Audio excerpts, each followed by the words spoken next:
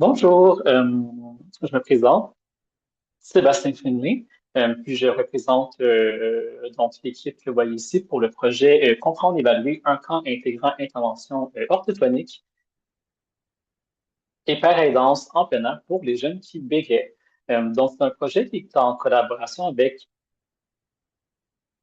l'Association des jeunes bègues du Québec, qui sont en gros, ont approché notre équipe composée d'Ingrid Verda et de Stéphano Rizonico pour évaluer un camp.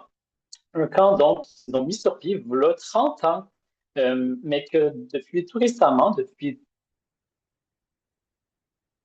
2023, il y a eu une refonte complète du camp. L'idée de la refonte est qu'avant, on était beaucoup axé sur des objectifs de normalisation de la parole chez les enfants. Donc, le but du camp était que les jeunes arrivent et ressortent et que le bégaiement dans la parole des jeunes qui y participent soit réduit, voire ne soit plus présent. Euh, donc, depuis 2023, on a une nouvelle version du camp, mais c'est passé avec un objectif complètement différent, mais de plutôt viser sur le développement de la confiance en soi et de la confiance en tant que communicateur qui est compétent avec du bégaiement qui est présent dans la parole. Par contre, comment est-ce que on réfléchit ce type de camp-là? Comment est-ce qu'on peut identifier des ingrédients actifs de ce type d'activité sur les jeunes? Ensuite, comment est-ce qu'on mesure des effets? Comment est-ce qu'on sait que c'est un camp qui fonctionne pour les jeunes? Pour les jeunes, oui, mais aussi pour les autres personnes qui viennent au camp. Donc, dans le cadre du camp, il y a des orthophonistes qui viennent et on a aussi des accompagnateurs qui typiquement sont des adultes qui bégayent, mais aussi des fois on peut avoir d'autres personnes qui ne bégayent pas. Mais comment est-ce qu'on peut voir les effets du camp sur toutes ces personnes-là? Puis ensuite, mais comment est-ce qu'on peut réfléchir le rôle, par exemple, de l'orthophoniste qui vient beaucoup avec un bagage très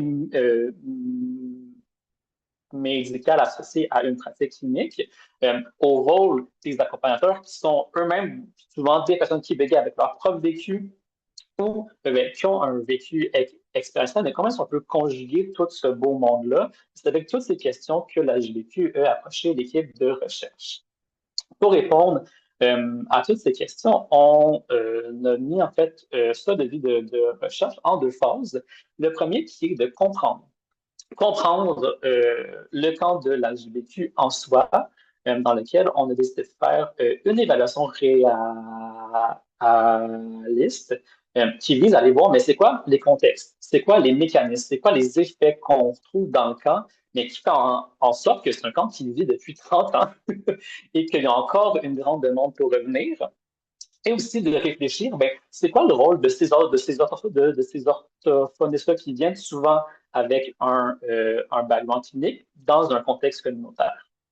Ensuite, dans un deuxième temps, mais de réfléchir à des moyens de l'évaluer et d'implémenter ceci dans le cadre d'une prochaine édition du camp.